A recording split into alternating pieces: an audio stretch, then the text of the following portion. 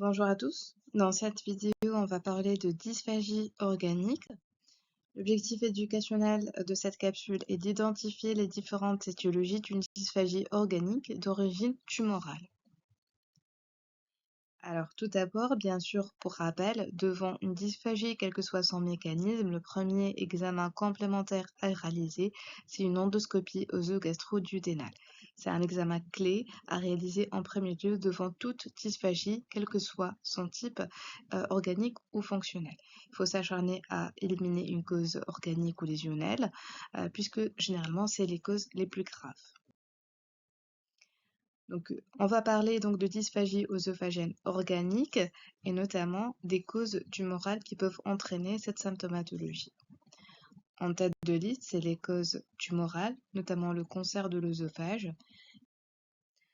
Alors, il s'agit d'une des causes les plus fréquentes de dysphagie par obstacle organique, qui survient le plus fréquemment chez l'homme de plus de 50 ans.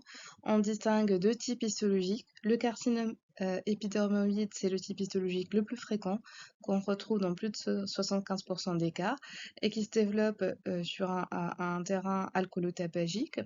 Il peut aussi s'associer à un cancer ORL ou bronchique, puisqu'il partage les mêmes facteurs de risque. Le deuxième type histologique, c'est l'adénocarcinome, qui lui va se développer plutôt sur des lésions d'endobrachioœsophage, compliquant un reflux gastro-œsophagien, selon la séquence métaplasie intestinale, dysplasie de bas grade, dysplasie de haut grade, carcinome in situ et in fine un carcinome invasif. Donc là, vous avez sur cette image un œsophage de Barrett ou un endobrachioœsophage et après donc un certain temps va se développer un cancer à ce niveau, notamment un adénocarcinome. Un autre facteur de risque pour ce type histologique, c'est l'obésité. Pour les autres facteurs de risque, on cite l'exposition à des rayonnements ionisants, notamment dans le cadre d'une radiothérapie, le syndrome de Plummer-Vincent, l'ingestion de caustiques qui à très long terme peut entraîner la survenue d'un cancer épidermoïde. Et puis la chalasie, là aussi après une longue évolution, peut être le siège d'un cancer.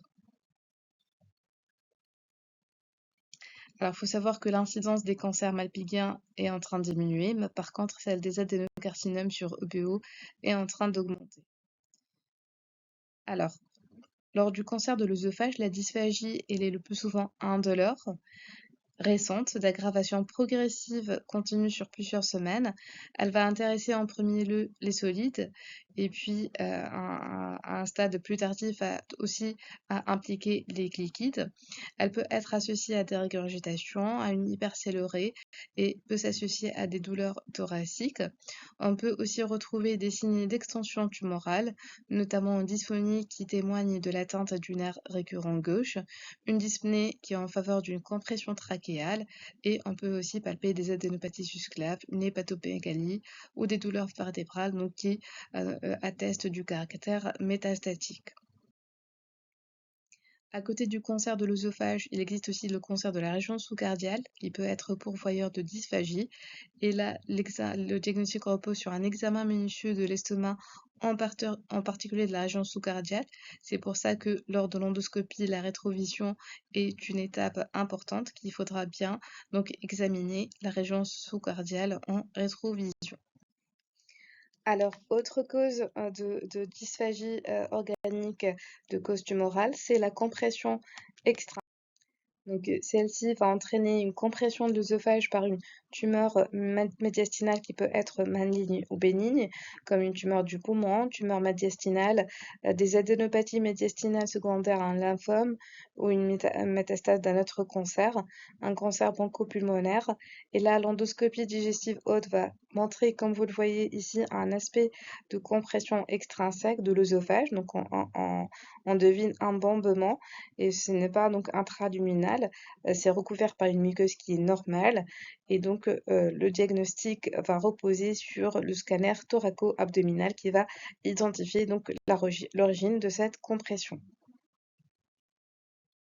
Dernière cause tumorale d'une dysphagie organique, c'est les tumeurs bénignes. Dans ce contexte, la tumeur bénigne la plus fréquente de l'œsophage, c'est le légumium. C'est une tumeur qui est issue de cellules musculaires lisses. L'endoscopie œsogastro-duodénale va montrer donc un aspect d'une formation sous-muqueuse, d'un bombement sous-muqueux. Les biopsies sont habituellement superficielles et donc vont être négatives, c'est-à-dire vont montrer une muqueuse œsophagienne normale. Et donc le diagnostic va reposer sur l'écho-endoscopie qui va permettre une étude approfondie de la paroi de cette lésion et préciser la couche à partir de laquelle se développe la tumeur pour établir le diagnostic. Parfois, on peut même faire des biopsies par écho-endo et ça permet aussi de bien étudier l'extension et orienter donc vers l'étiologie.